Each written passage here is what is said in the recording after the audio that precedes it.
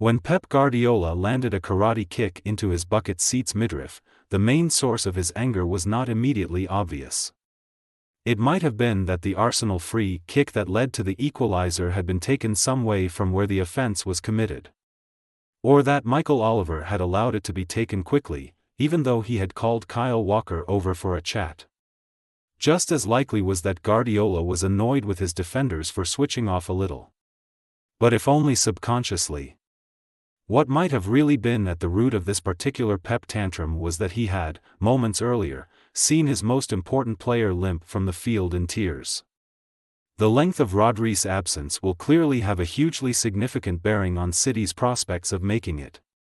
5 Premier League titles in a row, and Guardiola knows it.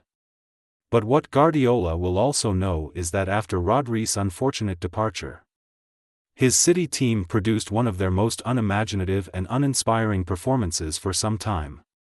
Don't get carried away by the drama of it all.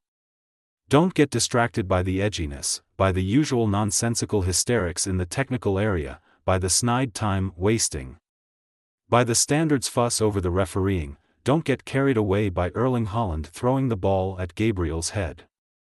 City were lucky to collect that last-minute John Stones leveler and, deep down, Pep will know it.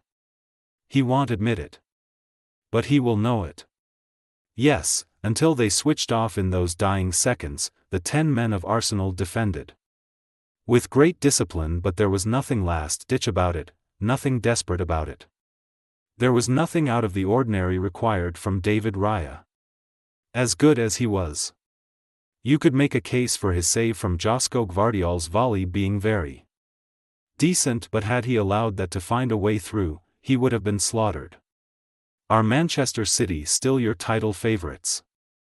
Let us know in the comments section. Ignore the possession statistics, for all but that last minute of a tortuous second half.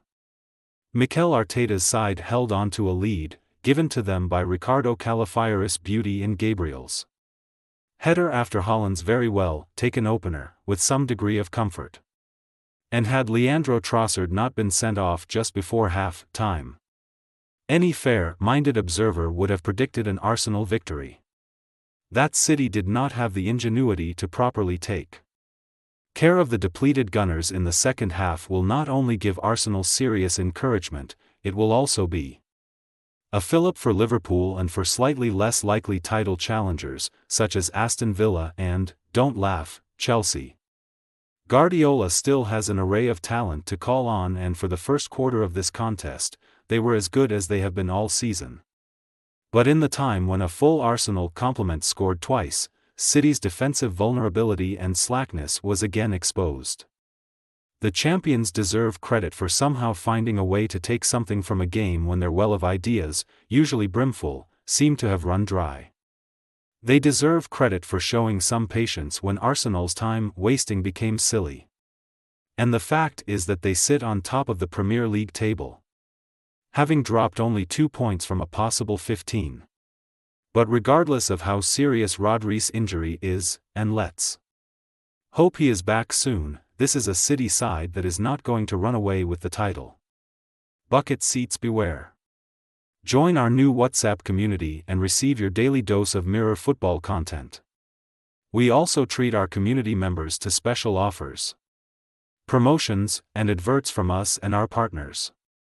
If you don't like our community, you can check out anytime you like. If you're curious, you can read our privacy notice.